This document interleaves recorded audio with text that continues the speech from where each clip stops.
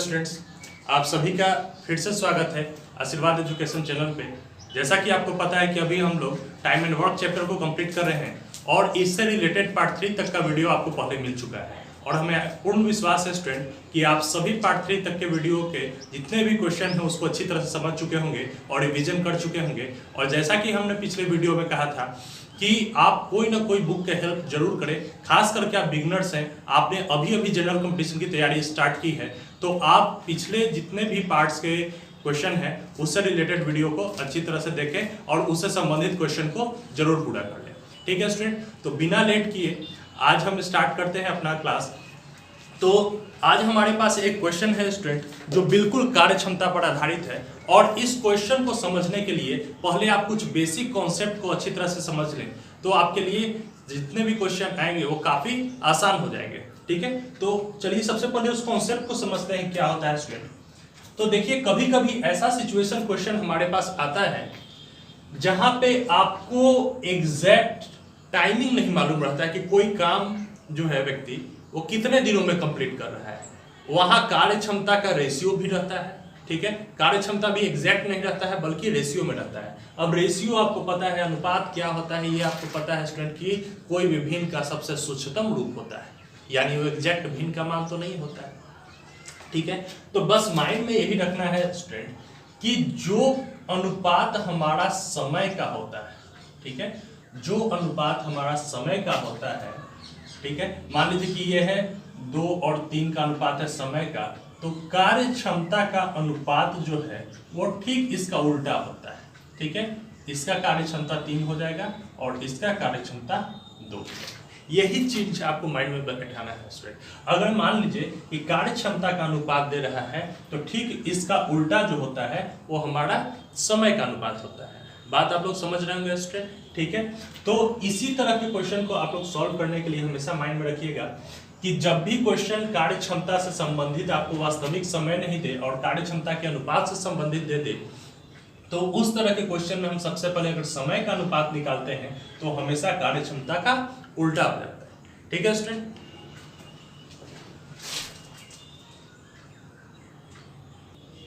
देखिए स्टूडेंट, तो आज का हमारा पहला क्वेश्चन है। ठीक है, आज का हमारा पहला क्वेश्चन है कि ए की कार्य क्षमता जो है वो बी की 4 गुनी है। ठीक है, ए की कार्य क्षमता जो है वो बी की 4 गुनी है। सबसे पहले इसे इवेल्युएट करते हैं। ठीक है, हमारे पास 2 व्यक्ति हैं, कौन कौन है ये भी आपको पता है कि एक ए है और एक बी है। ठीक है, समय नहीं दिया, डायरेक्ट क्वेश्चन क्या से चल रहा है तो हमारे कार्य क्षमता से संबंधित। ठीक है स्टूडेंट, क्या से है संबंधित? कार्य क्षमता से संबंधित है। और ये दे दिया कि ए की कार्य क्षमता बी की 4 गुनी है, तो इस कंडीशन में हम लोग मान लेते हैं कि बी की कार्य क्षमता x है, तो ए की कार्य क्षमता कितनी हो जाएगी? 4x। क्योंकि अनुपात है तो कुछ ना कुछ अनुपाती राशि हमें मानना ही पड़ेगा, तो हम लोग मान लेते हैं कि बी का कार्य क्षमता x है, तो ए का कार्य क्षमता कितना हो जाएगा? 4x। ठीक है, अब यहां से देखिए, आप यहां से क्या कर सकते हैं, तो सबसे पहले समय का अनुपात निकाल सकते हैं। आपको बताया गया था कि समय उल्टा हो जाता है, यानी यहाँ x हो जाएगा, यहाँ 4x हो जाएगा, यानी a x दिन में एक काम करता है और b 4x दिन में एक काम करता है। अब क्वेश्चन को आगे बढ़ते हैं क्वेश्चन पे स्टूडेंट, तो आपको देखने के लिए मिल रहा है कि a जो है वो b से 39 दिन कम समय लेता है काम को करने में। ठीक है, a जो है वो b से 39 दिन कम समय लेता है काम को करने में। ठीक है, यानी दोनों के कामों का अंतर, जितने वक्त में जितने समय में कर रहा है उस समय का अंतर कितना दे रहा है? 39 दिन। ठीक है, तो जाहिर तौर से बात है b ज्यादा समय ले रहा है यानी 4x और एक कम समय ले रहा है, इन दोनों का डिफरेंस कितना दे रहा है? 39, यानी 3x का वैल्यू 39 हो गया, तो x का वैल्यू कितना हो जाएगा स्टूडेंट? यहाँ से हम लोग सॉल्व कर देंगे 13, यानी x का वैल्यू कितना आ गया? 13। तो क्वेश्चन में यही पूछ रहा था स्टूडेंट कि b उस काम को कितने दिनों में कर सकता है, तो आपको पता है कि b उस काम को कितने दिनों में कर रहा है? 4x दिनों में, यानी यहाँ पे 4 इंटू और x का वैल्यू कितना था? 13, मल्टीप्लाई कर देंगे तो हमारा आंसर कितना आ जाएगा? 52 दिन। यानी b को अकेला अगर वो कार्य करना पड़ता तो उसे टोटल 52 दिन लगता उस काम को। ठीक है स्टूडेंट, आप इसे नोट कर लीजिए।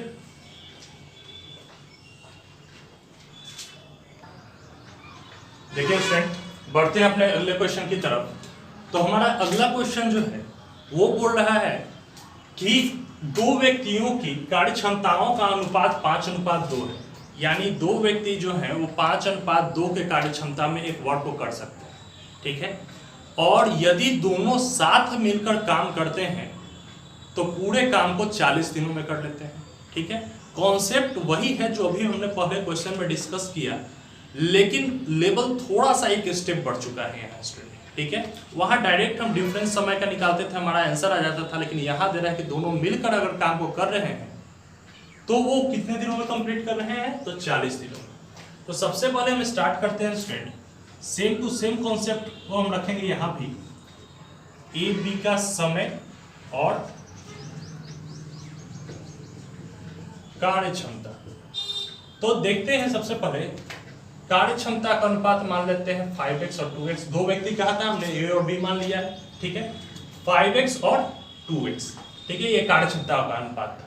ठीक इसका उल्टा क्या होता है, यानी क्रॉस मल्टीप्लिकेशन टाइप क्या हो जाता है, इनके समय का अनुपात, यानी 2x 5x, यानी ए काम को 2x दिनों में और बी काम को 5x दिनों में कर सकते हैं, ठीक है स्टूडेंट।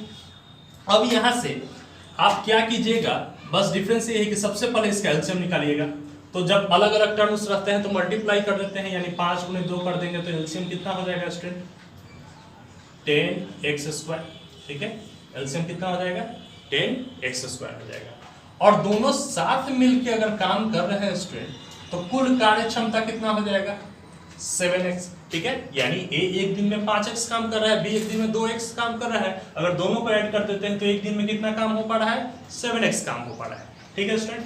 अब यहां से देखते हैं तो समय बराबर क्या होता है, समय बराबर क्या होता है, कुल काम, ठीक है, यानी 10x² और बटा में कुल कार्य क्षमता 7x, एक से इसका स्क्वायर खत्म। और ध्यान से देखिए, अगर क्वेश्चन में दिया था कि दोनों मिलकर काम कितने दिनों में कंप्लीट कर रहे थे, 40 दिन, यानी समय कितना दे दिया था, 40 दिन। तो हम लोग लिख सकते हैं 40 = 10x/7, 10 से काटे 4 बार में, यानी x का वैल्यू आ गया 7 4 जा 28, और x का वैल्यू 28 आ गया, यानी हम कह सकते हैं कि निकालना था कि b कितने समय में वर्क करेगा, तो b कितने समय में वर्क कर रहा था, 5x, यानी 5 × 28 और मल्टीप्लाई करने पर कितना आ जाएगा, 140, यानी b को अकेले उस काम को करने में कितना समय लग जाएगा, 140। ठीक है स्टूडेंट, आप इसे नोट कीजिए।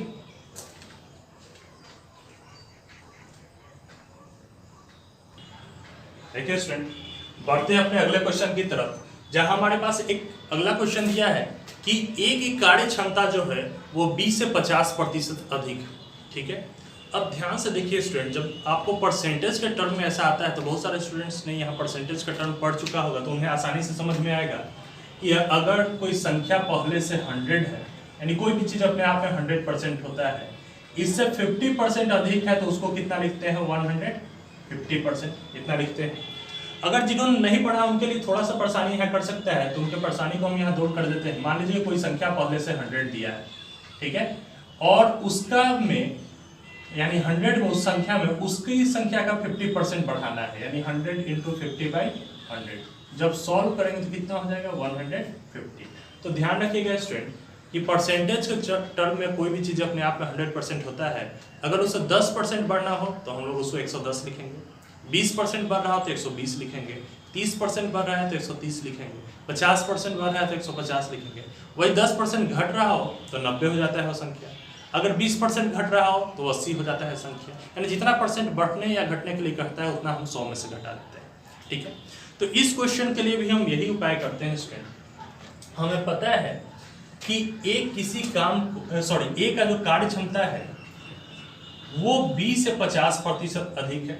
तो सबसे पहले हम ले लेते हैं समय, और उसके बाद बारी आती है कार्य क्षमता की, ठीक है। अब ध्यान से देखिए, चूंकि ए की कार्य क्षमता ज्यादा है किससे, बी के कार्य क्षमता से, तो हम लोग मान लेते हैं कि बी का कार्य क्षमता 100 है, तो इसका 50 ज्यादा है, तो कितना हो जाएगा, 150। अब चूंकि ये तो हम अनुमान में मान के चले हैं तो ये तो सही नहीं होगा, लेकिन इसका अनुपात सही हो सकता है क्योंकि वो सिंपलेस्ट फॉर्म में है, तो इसको हम सिंपलेस्ट फॉर्म में चेंज कर देते हैं।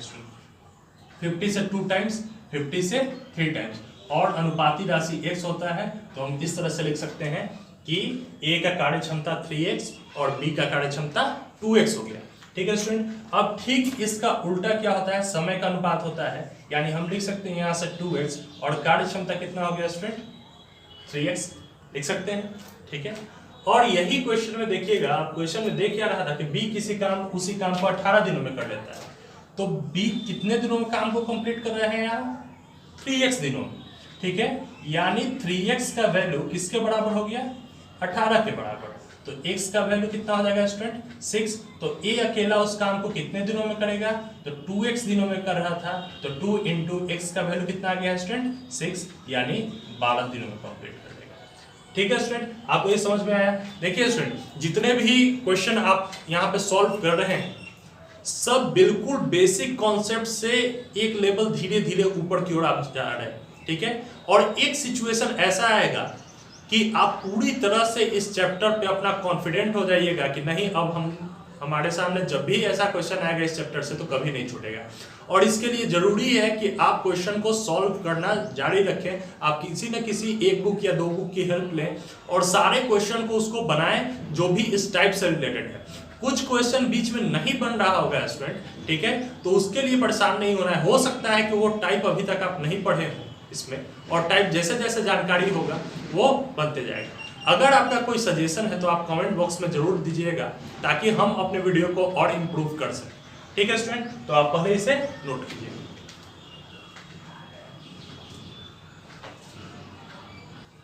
देखिए स्टूडेंट, बढ़ते हैं अपने अगले क्वेश्चन की तरफ। तो हमारे सामने एक क्वेश्चन आ रहा है कि ए की कार्य क्षमता जो है वो 20 से 40% अधिक है। ठीक है, जैसा कि पिछले क्वेश्चन में आपको दिया था 50% अधिक है, इसमें क्या दिया कि 40% अधिक है। ठीक है, तो सबसे पहले हम इसको सॉल्व कर लेते हैं कि ए और बी दो टर्म्स हमारे पास हैं, दो व्यक्ति हैं, ठीक है, जिनका जो कार्य क्षमता है उसका अनुपात सबसे पहले हमें फाइंड करना है। तो मान लेते हैं कि ए बी से 40% अधिक कार्य क्षमता है, तो इसका कार्य क्षमता 100, तो इसका 140, और इसको सॉल्व कर लेते हैं 20 से 7 और 20 से 5 बार में, और अनुपाती राशि x मान लेते हैं, यानी a की कार्य क्षमता 7x और b की कार्य क्षमता 5x। ठीक इसका उल्टा समय का अनुपात हो जाता है स्टूडेंट 5x और इसका 7x। ठीक है स्टूडेंट, यहां तक समझ रहे होंगे बात को। अब देखिए क्वेश्चन में दिया क्या कि a उस काम को 20 दिनों में पूरा कर सकता है। ठीक है, a उस काम को 20 दिनों में पूरा कर सकता है, तो a कितने दिनों में काम को पूरा कर रहा था स्टूडेंट 5x दिनों में, यानी हम लिख सकते हैं कि 5x इज इक्वल टू 20, तो x का वैल्यू कितना हो जाएगा 4। ठीक है, x का वैल्यू हो जाएगा 4। अब यहां से पूछ रहा था क्वेश्चन कि अगर दोनों साथ मिलकर काम करें तो काम कितने दिनों में समाप्त होगा। ठीक है, दोनों साथ मिलकर काम करें तो काम कितने दिनों में समाप्त होगा। तो सबसे पहले इनका एलसीएम हम लोग फाइंड कर लेते हैं, यानी कुल काम हमारे पास कितना है ये जानकारी होना जरूरी है, यानी 35x स्क्वायर कुल काम हो गया। और ये दोनों अगर मिलकर काम करें तो एक दिन में कितना काम कर लेते हैं स्टूडेंट 12x, यानी अगर हमें समय ज्ञात करना है तो समय बराबर क्या होता है कुल काम यानी 35x स्क्वायर अब बटा में कुल कार्य क्षमता यानी 12x, यहाँ से सॉल्व, और 35 इंटू x का वैल्यू कितना आ चुका है स्टूडेंट 4 और बाई 12, तो 4 से काट देंगे 3 बार में, यानी 11.2/3 दिन में दोनों मिलकर काम को समाप्त कर। ठीक है स्टूडेंट, आशा करते हैं आपको क्वेश्चन समझ में आया होगा अच्छी तरह से। तो क्वेश्चन को रिवाइज करिए, हो सकता है सभी स्टूडेंट ऐसे नहीं है जो एक बार में क्वेश्चन को समझ जाते हैं। ठीक है, आपको अगर बेसिक पे कमांड है स्टूडेंट, अगर बेसिक आप अच्छी तरह से क्लियर करते आ रहे हैं तो आपको दिक्कत तो नहीं होना चाहिए। बाई चांस अगर 1-8% कभी हो सकता है ऐसा प्रॉब्लम हो जाए तो आप क्वेश्चन को 2 बार 3 बार सॉल्व करने की कोशिश कीजिए, हमें पूरा विश्वास है कि क्वेश्चन आसानी से सॉल्व हो जाएगा। ठीक है, सबसे ज़्यादा जरूरी क्या रहता है एग्जाम्स में या किसी भी जनरल कंपटीशन के स्टूडेंट के साथ कि वो कितने रेगुलर हैं, कितना टाइम दे रहे हैं अपने स्टडी पर। ठीक है, और क्वेश्चन के साथ कितना माइंड वर्क कर रहे हैं, यानी क्वेश्चन के ऊपर जितने ही ज़्यादा थिंकिंग कीजिएगा उतना ही क्वेश्चन आपके साथ फ्रेंडली बिहेवियर करेगा। ठीक है। क्वेश्चन के साथ अंडरस्टैंडिंग को बढ़ाइए, क्वेश्चन पढ़िए, उसको सॉल्व करने का तरीका निकालिए। हर स्टूडेंट अपने अपने तरीके से कुछ ना कुछ सोचता है क्वेश्चन के बारे में, ठीक है, और वो थिंकिंग निकालना आपके लिए काफी जरूरी है। तो आप राइट थिंकिंग निकालिए, आप क्वेश्चन को 2 बार 3 बार 4 बार सॉल्व कीजिए, जिससे आपको क्वेश्चन किसी भी तरह का अगर इसका लेवल उठाया भी या कोई डाटा को चेंज भी किया तो क्वेश्चन काफी आसानी से सॉल्व हो जाएगा, ठीक है स्टूडेंट। पहले आप इसे नोट कीजिए। देखिए स्टूडेंट, बढ़ते हैं अपने अगले क्वेश्चन की तरफ। तो हमारे पास एक क्वेश्चन है कि ए किसी काम को 10 दिनों में पूरा कर सकता है और बी उसी काम को 15 दिनों में पूरा कर सकता है, ठीक है। ए काम को 10 दिन में, बी उसे 15 दिन में। तो सबसे पहले इसे हम नोट कर लेते हैं, ए किसी काम को 10 दिन में और बी किसी काम को उसी काम को 15 दिन में। ये जो हो गया हमारा समय हो चुका है, ठीक है, ये है हमारा समय। अब यहाँ से हम क्या कर सकते हैं स्टूडेंट, कार्य क्षमता फाइंड कर सकते हैं, ठीक है। कार्य क्षमता कैसे फाइंड करेंगे, तो उसके लिए सबसे पहले टोटल वर्क हम निकाल लेते हैं, यानी एलसीएम निकालेंगे। तो एलसीएम कितना हो जाएगा स्टूडेंट, 30, एलसीएम 30। अब एक यहाँ से कार्य क्षमता अगर फाइंड करें तो यहाँ कार्य क्षमता 3 हो गया और यहाँ कार्य क्षमता 2 हो गया। लेकिन एक टर्म आया इसमें कि सी की कार्य क्षमता ए की 2.5 गुनी है, ठीक है, सी की कार्य क्षमता ए की 2.5 गुनी है। तो एक टर्म सी आया इसमें जिसकी कार्य क्षमता ए की 2.5 गुनी है, यानी 3 की 2.5 गुनी, 2.5 गुनी को लिख सकते हैं 5/2, कितना हो गया 15/2 हो गया। तो पूछ रहा है क्वेश्चन में कि अगर तीनों साथ मिलकर काम करें तो काम कितने दिनों में समाप्त हो जाएगा। तो इस तरह के क्वेश्चन के लिए सबसे पहले हम कुल कार्य क्षमता फाइंड करते हैं स्टूडेंट, यानी 3 + 2 + 15/2 करेंगे। एलसीएम ले लिए तो 3 2 जा 6, 2 2 जा 4, 6 और 4 10 और 15 ऐड कर दिए तो कितना हो गया 25/2। ये हमारा कुल कार्य क्षमता हो गया, ठीक है। हमें समय अगर फाइंड करना होता था स्टूडेंट तो क्या करते थे, कुल काम, तो कुल काम है 30 बटा में कुल कार्य क्षमता, तो 25/2, तो 2 ऊपर चला जाएगा 5 से 6 बार में, यानी कितना आ जाएगा 12/5, जिसको हम तोड़ के लिख सकते हैं 2.2/5 दिन, यानी तीनों मिलकर उस काम को 2.2/5 दिनों में पूरा कर लेंगे, ठीक है स्टूडेंट, आप नोट कीजिए।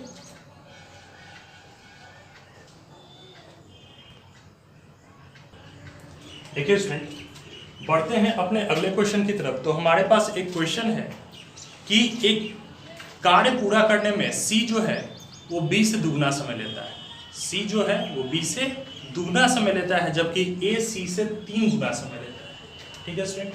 तो आपको यहाँ से पता चल गया कि ए बी सी 3 व्यक्ति मौजूद हैं क्वेश्चन में। तो ए बी सी हम लोग ले लेते हैं समय, और क्वेश्चन को पढ़ेंगे तो सी बी से दुगना समय लेता है। तो सबसे पहले मान लेते हैं कि बी x दिन समय लेता है, तो सी इससे दुगना समय लेगा तो कितना लेगा 2x समय लेगा, ठीक है। और इसके बाद टर्म आ रहा है कि ए जो है वो सी से 3 गुना, तो 2 का 3 गुना कितना हो जाएगा 6, यानी ए कितना समय ले रहा होगा 6x, ठीक है। अब यहाँ से हम इन सभी का एलसीएम फाइंड करें तो सभी को अगर मल्टीप्लाई कर देते हैं स्टूडेंट तो कितना आ जाएगा 12x3, ठीक है। सभी को अगर मल्टीप्लाई कर दे तो कितना जा रहा है 12x3 आ जा रहा है। और इसके बाद हम अगर कार्य क्षमता को फाइंड कर लेते हैं तो कार्य क्षमता यहाँ से डिवाइड करेंगे तो 6 × 12 2x², यहाँ 12x² और यहाँ 6x², यानी सभी के कार्य क्षमताओं को अगर हम लोग ऐड करते हैं तो 12 6 18 और 2 20x², यानी तीनों का कुल मिला के कार्य क्षमता कितना है 20x² है। अब देखिए स्टूडेंट, ध्यान देने वाला बात है कि कहा कि अगर तीनों मिलकर काम करें तो काम 6 दिनों में समाप्त हो जाएगा, काम 6 दिनों में समाप्त हो जाएगा। तो समय बराबर क्या होता था कुल काम बटा में कुल कार्य क्षमता, यानी 12x³ बटा में 20x² बराबर कितना दिन लग रहा है 6 दिन। समय बराबर कुल काम बटा में कुल कार्य क्षमता, यहाँ से ये सॉल्व, 6 से 2 बार में 12, 2 से 10 बार में 20, क्रॉस मल्टीप्लिकेशन कर देते हैं तो x का वैल्यू कितना आ गया 10। तो क्वेश्चन में यही कह रहा था कि C अकेला उस काम को कितने दिनों में करेगा, तो C अकेला कितना समय ले रहा था 2x दिन, यानी 2 × x का वैल्यू हो गया 10, तो 10 × 20 दिन, यानी सी अकेला उस काम को 20 दिनों में पूरा करेगा। ठीक है स्टूडेंट, नोट कीजिए।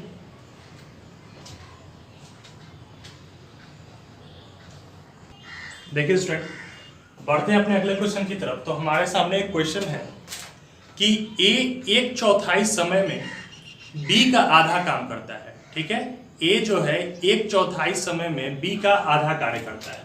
अब इसे हम किस तरह से सॉल्व कर सकते हैं स्टूडेंट, तो ध्यान से देखिएगा।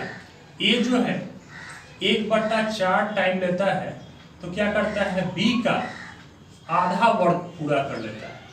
तो ए अगर 1 टाइम ले, यानी बी के बराबर टाइम ले, तो बी का कितना वर्क पूरा करेगा, तो 4 इधर डिवाइड में इधर आकर मल्टीप्लाई में 2 2 जा 4, यानी कितना, दुगना वर्क कंप्लीट कर लेगा।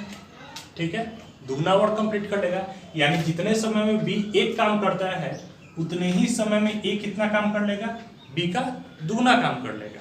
तो आपको पता चल गया यहाँ से स्टूडेंट कि ये जो क्वेश्चन है वो कार्य क्षमता पर संबंधित है, यानी ए का समय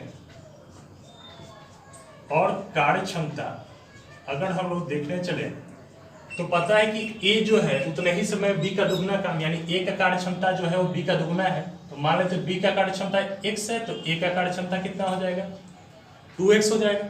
ठीक है, अब इसका ठीक उल्टा क्या होता है, समय का अनुपात, यानी इसका समय x और b द्वारा लिया गया समय कितना हो जाएगा, 2x। ठीक है स्टूडेंट, अगर इसका हम एलसीएम लेने चले तो एलसीएम कितना हो जाएगा स्टूडेंट, 2x²। एलसीएम कितना हो जाएगा, 2x²। अब ध्यान से देखिए स्टूडेंट, अगर दोनों को हम लोग ऐड करते हैं कुल कार्य क्षमता, तो हमारे पास कितना हो जा रहा है, 3x हो जा रहा है। ठीक है, कितना हो रहा है, 3x हो जा रहा है। तो आपको पता है कि अगर दोनों मिलकर साथ काम कर रहे हैं तो काम 18 दिनों में समाप्त हो जा रहा है, यानी समय बराबर क्या होता है, कुल काम बटा में कुल कार्य क्षमता। तो हम लोग लिख सकते हैं 2x² by 3x is equal to 18। यहाँ से x से स्क्वायर खत्म, 2 से 9 बार में, तो x बराबर कितना हो जाएगा, 27। x का वैल्यू कितना हो जाएगा, 27। तो क्वेश्चन में यही पूछ रहा था कि ए अकेला उस काम को कितने दिनों में करता है। तो अगेन ए कितने दिनों में काम को कंप्लीट कर रहा है, x दिनों में, यानी x का वैल्यू कितना हो गया, 27, यानी वह काम कितने दिनों में समाप्त हो जाएगा, 27 दिनों में। ठीक है स्टूडेंट, तो आज के लिए बस इतना ही रहने देते हैं। आशा करते हैं जितने भी क्वेश्चन आपको समझाए गए होंगे, बताए गए होंगे आज, वो सभी आप समझ चुके होंगे। जिनके साथ भी थोड़ी बहुत प्रॉब्लम हुई है उस क्वेश्चन को एक बार 2 बार सॉल्व कीजिए, आपका सारा प्रॉब्लम्स खत्म हो जाएगा। अगेन मैं एक बात कहूँगा कि जो भी आप बिगनर्स हैं वो किसी न किसी बुक को फॉलो जरूर करें और इससे संबंधित क्वेश्चन को ढूंढें और उसमें से सॉल्व कर लें। ठीक है, अगर आपको ये वीडियो पसंद आ रहा है, हमारा कंटेंट्स अच्छा लग रहा है, जो हम पढ़ा रहे हैं वो समझ में आ रहा है, तो आप इस चैनल को सब्सक्राइब जरूर करें और ज़्यादा से ज़्यादा दोस्तों तक इसको शेयर जरूर करें इस वीडियो को। ठीक है, ताकि आपके जैसे बहुत सारे बिगनर्स हैं जिन्होंने इतने बेसिक तरीके से क्वेश्चन को उठाकर कहीं यूट्यूब पे नहीं बताया गया है, जहाँ से हम लोगों ने उठाकर इस क्वेश्चन को लेवल को ऊपर तक ले गए हैं, इस लेवल को मेंटेन रखेंगे और इस लेवल को धीरे धीरे ऊपर चढ़ेंगे तो आपके दोस्त जिनके साथ आप शेयर कीजिएगा या बिगनर्स जो भी हैं वो भी इससे काफ़ी फायदा उठा सकते हैं। ठीक है स्टूडेंट, तो आज के लिए इतना ही रहते हैं। आप सब्सक्राइब जरूर कर लीजिएगा चैनल को, लाइक जरूर कीजिए और शेयर करना नहीं भूलिएगा। ठीक है, धन्यवाद।